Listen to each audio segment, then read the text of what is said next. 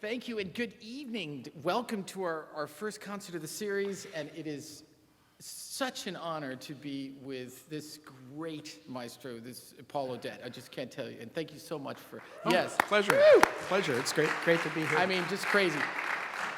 So I only have 14 questions. It's crazy. So I'll get right to it. So I'm going to wear my new glasses, which I'm very excited about. When, Paul, and where was the moment when your heart knew only the lute could be true to it? I was in high school in Columbus, Ohio, and I had played electric guitar in a rock band. And a friend of our family's suggested that I could improve my rock guitar technique if I were to study classical guitar. Okay. Because classical guitar has a serious pedagogy, whereas electric guitars tend to be kind of self-taught. So I got a classical guitar and started taking lessons, and my guitar teacher gave me a set of 6 Renaissance lute pieces to play on the guitar. I know the addition probably. Yeah. I loved playing the pieces, but I thought to myself, wait a second, why am I playing these pieces on the different instrument? What did they sound like on the instrument they were written for? So I went running out to Discount Record Shop, which was a fantastic record shop for classical music on the Ohio State University campus. And I found a recording of Julian Bream playing lute music from the royal courts of Europe. Absolutely. I went home and I put it on, and 2 chords, and I turned to my father and I said, I've got to get one of these. And that was the moment. Oh, that's great. And it turned out my guitar teacher had one.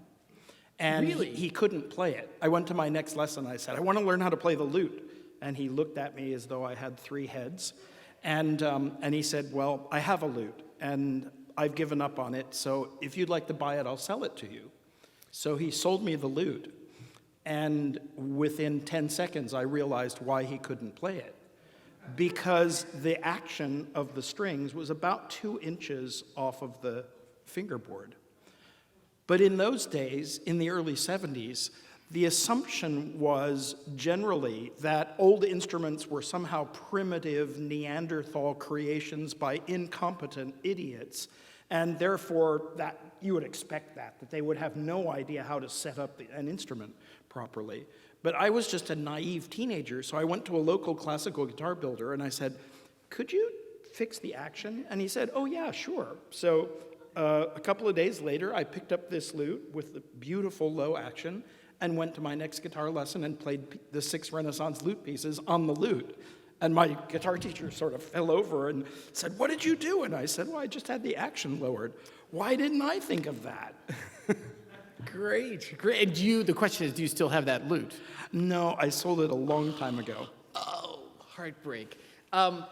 Now, you mentioned the rock band, and don't, there's so many other questions, but I have to know, what kind of rock band was it, and what was your role? It was a trio, and I was the guitarist. It was basically modeled after Cream. Okay. And we did a lot of Cream and Hendrix and Led Zeppelin and the James Gang and so on. And do you play any of those still on your lute? Will you do any intabulations of those tonight? Not intentionally.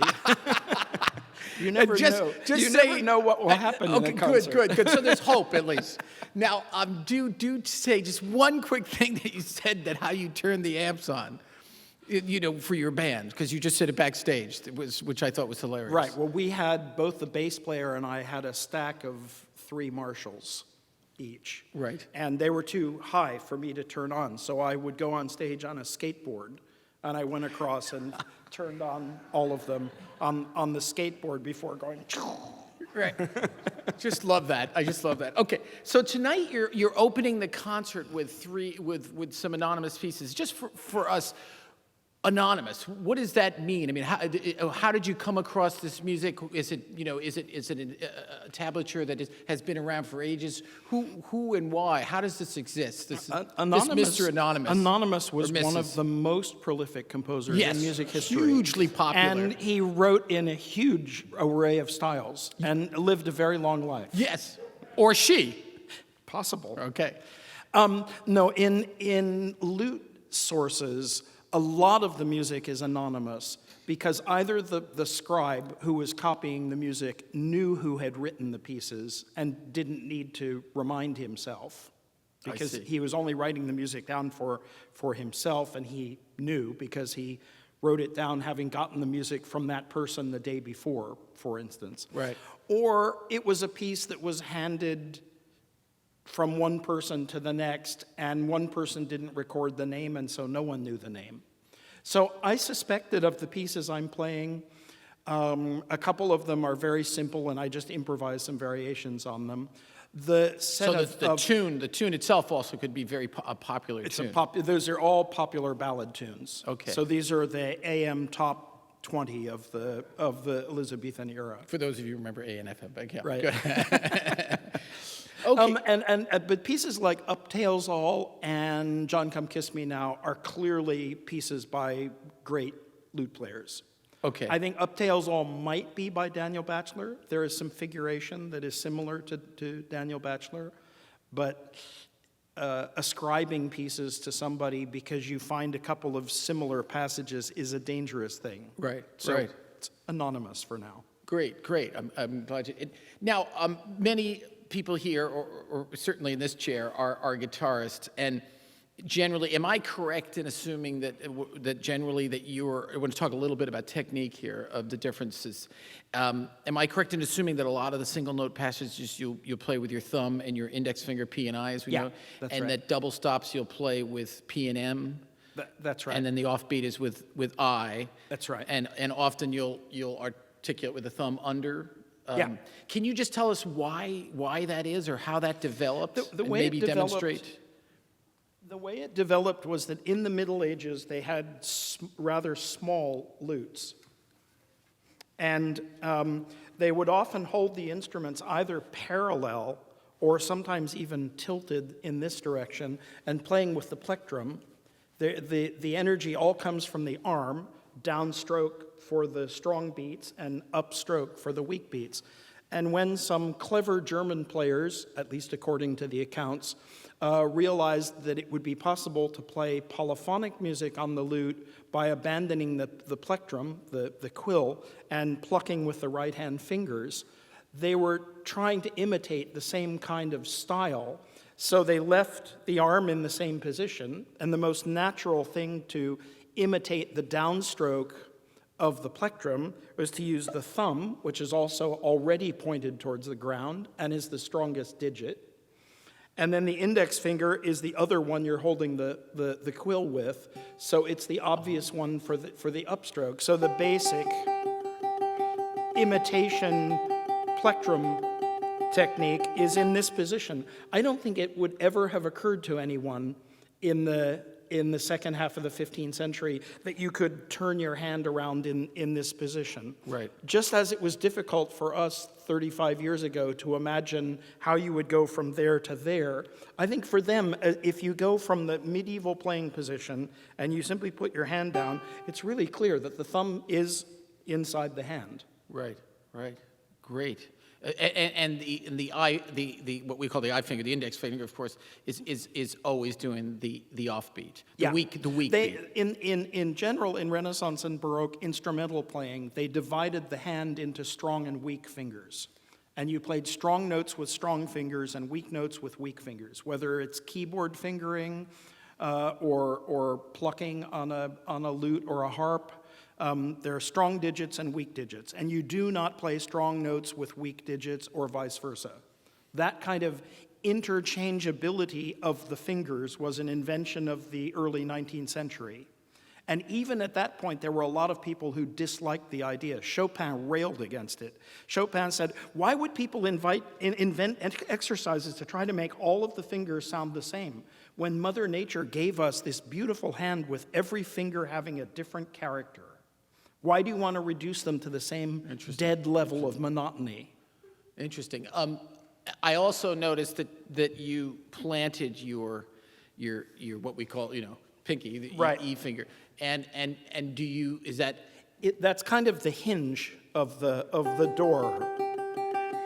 Okay. Because basically, if you watch my forearm, you can see that there's a lot of arm movement involved. The Yeah. energy is from the weight of the arm falling. And if I were to, I would end up moving a foot on each stroke if I didn't have my little finger there. So really, the little finger just acts as a little hinge, like that. And do you use the what we call the A finger, the ring finger? Yes. You do. Do you use it only in arpeggios, or splitting the chords? It's used for the top notes of chords. Okay.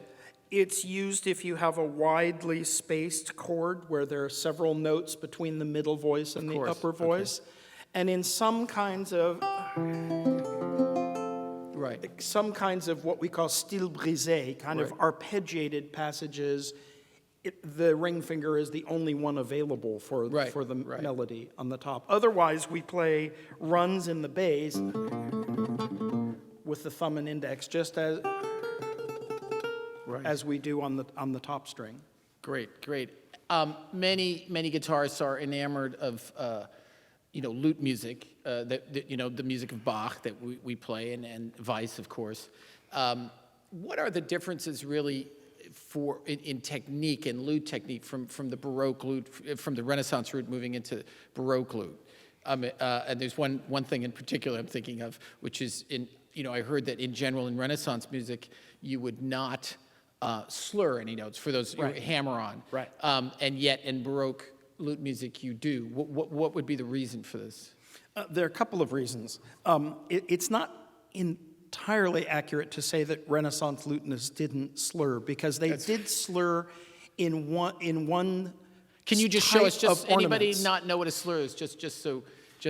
So if I have melodic subdivisions, what were called diminutions in the 16th century, those are all individually articulated. Right. And you'll hear a lot of those.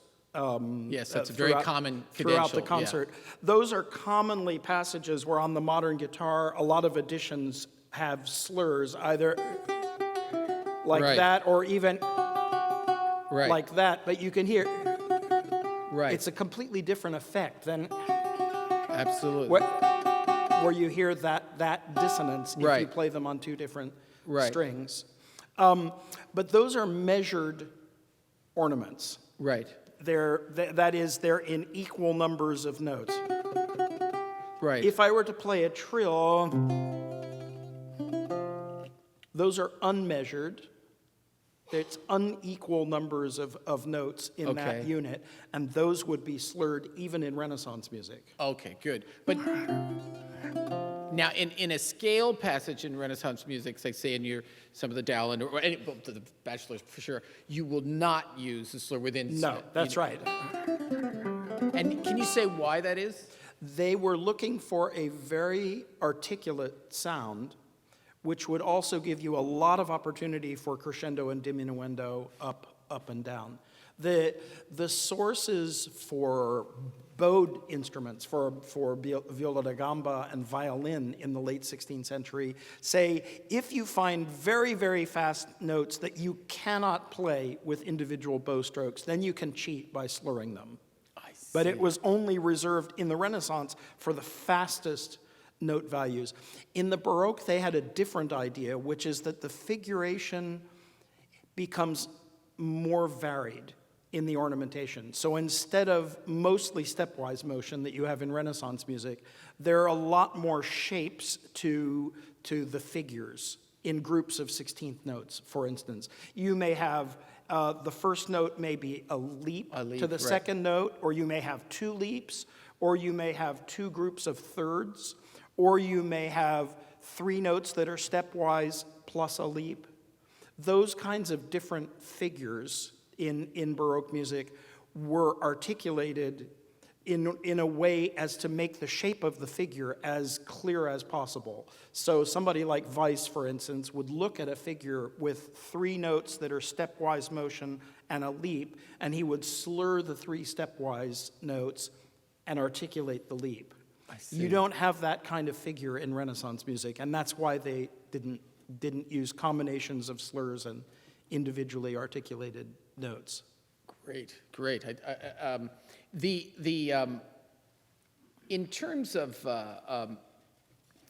rubato and tempo, it's always something that I wonder about. I mean, do you think, is there indication of within, say, Farewell that you're playing tonight, the Dallin?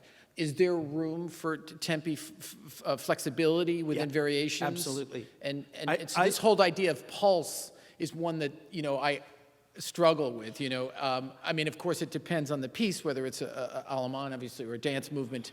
But even within them, what's your general feeling about tactus and tempo fluctuation of the beat? I generally think that they were much more flexible with tempo than we have been led to believe.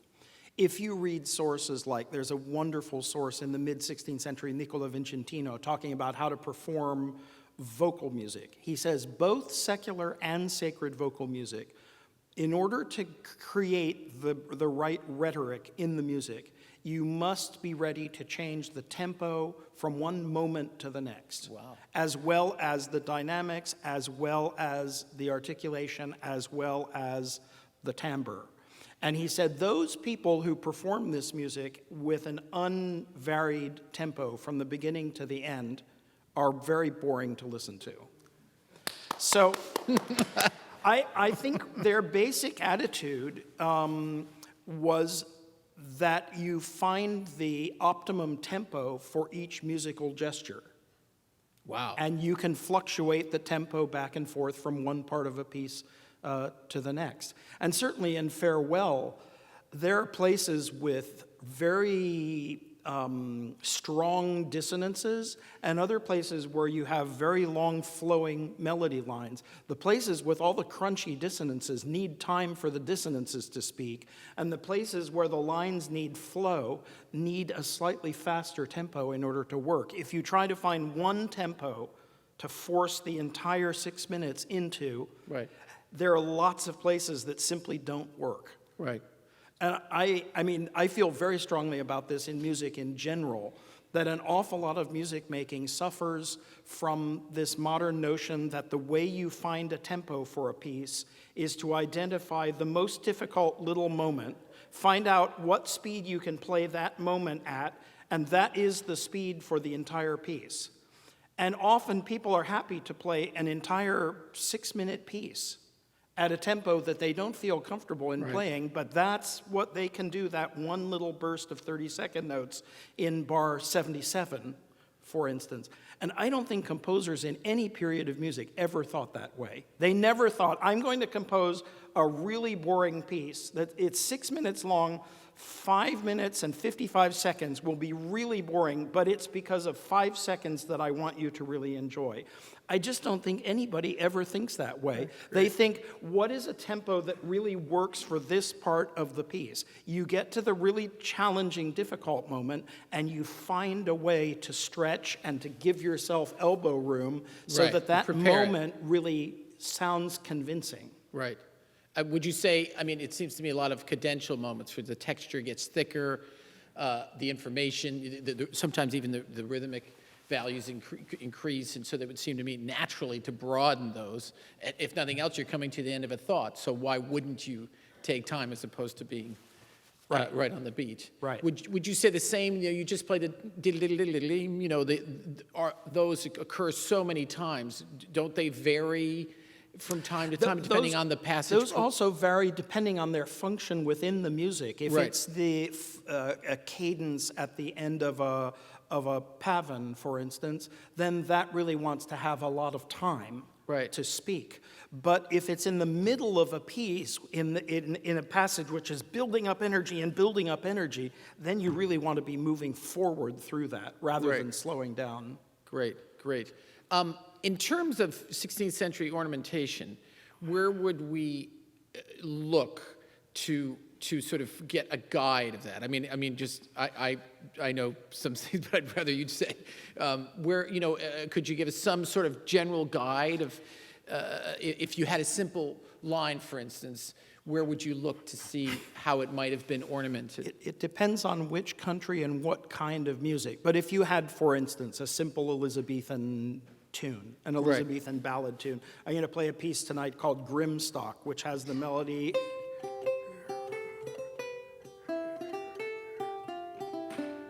Right. So one thing an Elizabethan lute player would do is to add mordents, both mordents starting with the main note and going below, and inverted mordents that start on the main note and go above, and you go.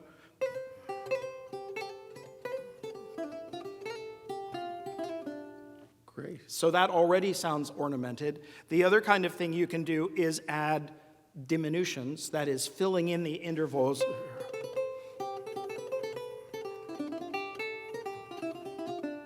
Great. And then you can do both of those. And And and away you go. Yeah. And I'm presumably, I mean, what was it that I called you once? I think it was about the famous Fantasia. And you have recorded a version that's completely ornamented. I don't recall yeah. So what was the composer's name that re-ornamented? well, it's from a manuscript. It's a from, Dowland Fantasia I'm talking about. It's a Dowland Fantasia. It's the last piece on the program tonight, Right, and right. I'm sure I thought many you- of you know it because it starts like that. Very often played on the guitar.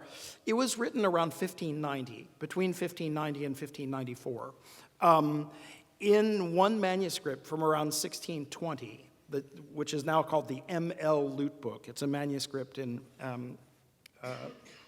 England. There's an ornament on almost every note. So,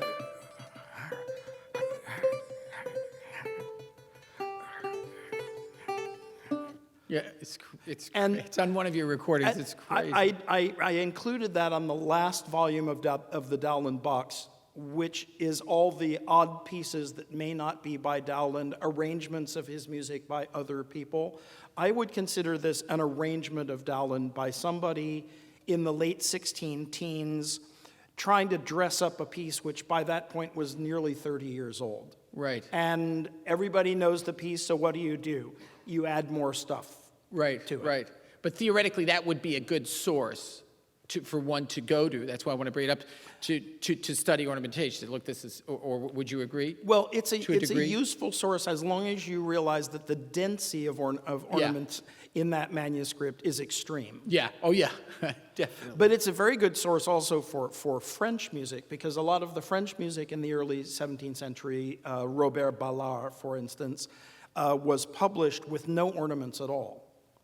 And it was because they didn't have ornament signs that they could use in France yet. It hadn't been invented. But if you look in the M.L. Lute Book, you'll see a lot of the Ballard courants, for instance, that are published in Ballard's books with the ornaments that would have been played. Because in this manuscript, they knew how to handwrite ornament signs. Wow. So it's a fantastic source for French music. Great. I'm just not to be rude. Oh my God, 5 minutes. Let me ask in terms of you mentioned your program notes, which please, of course you will, class. You will definitely read his program notes. There will be a test at the end of the concert. There will. You mentioned the just a final little thing briefly, and then I have two other questions. The ornateness of Bachelard as opposed to Dowland. What do you prescribe this? The different sort of playing. Because they're not that far apart. Is it just two different ones, more of a virtuoso, different personality, or? I think Dowland's ornamentation is generally more lyrical, and Bachelor's is either more flamboyant or more rhapsodic, depending on the piece. Right. But they're two very different musical personalities. Okay, that's great to hear. And finally, I mean, what do you think the modern guitar? I mean, what could bring to playing Renaissance music? I mean, how do you prefer to hear it? For example, do you think it's advantageous for us to put a capo on the third fret? Do you think we should try to play our scales P and I? What guidelines would you have for us? Us poor people. I play do, the lute. No, I've heard lute music played very successfully on the guitar. And what constitutes that a success for you? I think it's a question of understanding the style. I do think that a capo on it doesn't have to be the third fret. It could Right. be the second, as if you had a lute in low pitch. Right. But certainly, to my ear, sounds more lute-like than without, because that sounds like you're playing on a bass lute, and it just is such a dark color that the music loses some of its lightness and vitality. To Right. me. Yeah. The question of using PI articulations for runs, I think depends a bit on the guitarist and the guitar. I've heard it done very successfully, and I've heard people struggle to make it work because on very high tension single strings, and if you have quite long nails, it can end up sounding extremely notey. Yeah. Whereas one of the characteristics you notice on the lute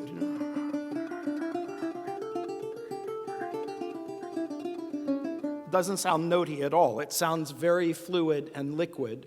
And so if you can create that kind of effect on the guitar with the PI, that would be great. Great. I mean, finally, I keep saying finally. When getting back to our beginning of your inspiration of Julian Bream, are guitarists that want to play lute with nails, isn't that sort of a difficult thing to do on many lutes because of the tension? In other words, did Julian Bream's lutes, were they made differently for someone who plays nails? They were made, as Julian said, that he didn't want to have to change his technique, so he wanted his lutes to be set up as closely to the way his guitar was set up as possible so that he could go from one to the other easily. And what does that mean? It meant thick soundboards, fairly high tension strings, the strings quite high off of the soundboard because he had a saddle on the bridge. Notice on this, the strings are just tied onto the piece of wood and they're quite low to the Right. And he wanted to have. I mean, this wouldn't work for a guitarist because there's not enough clearance. You would run into the soundboard with your nail constantly. Yeah. Great. With this, and he also had a single second course on his lute because he wanted to be able to play rest stroke on the top two strings. Oh, wow. Which was never done on the lute. On the lute, we play rest stroke with the thumb, but all the notes with the fingers are played free stroke. I'm so glad. And finally, just tell us the debut tonight. There's some things you're debuting that I thought the audience might want to know. Well, they're pretty subtle, but one thing is that in the ongoing quest to try to find the best strings possible, of course, in the 16th century they used sheep gut, and sheep gut sounds great on the lute. It has two real problems. It's not great for the sheep, but never It's not great for the sheep. The biggest problem is that gut is very hygroscopic, which means it responds to humidity and changes of humidity drastically.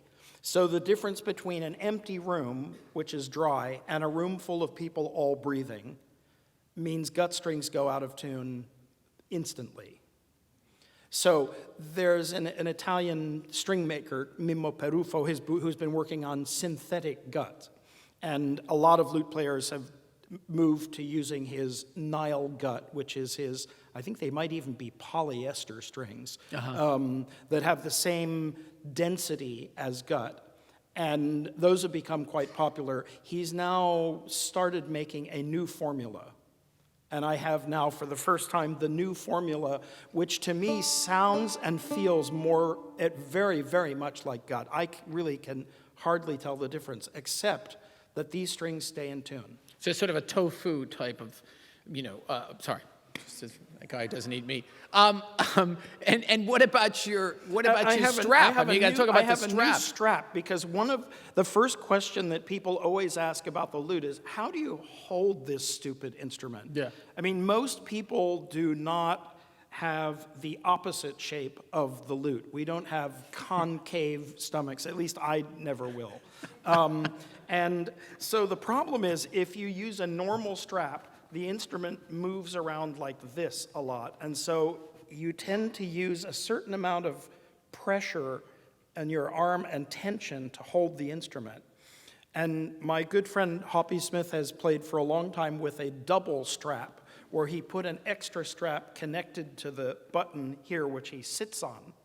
And there's now a guy in Spain who's making these. So I got one of these new Spanish straps, which it's a little provisional at the moment because the loop doesn't fit on this button. So we used a little bit of fishing line for tonight. But what happens is that I can sit on this, which means I now have hands-free. You know, I could probably do this on the New York State Thruway legally now because I have my hands-free setup, and it means my right arm is much more free to move around and create more changes of color and so on than I... Because it normally would tilt, too. I mean, if... Well, and also I was holding on to it, so you know, it's hard to move and hold at the same time. Now that I don't have to hold... Right. But I have never done this before. So we're very excited. I started that this afternoon, so we'll see what happens. Anyway, it kills me to stop, but you know, thank you so much. It's just fantastic. Oh, pleasure.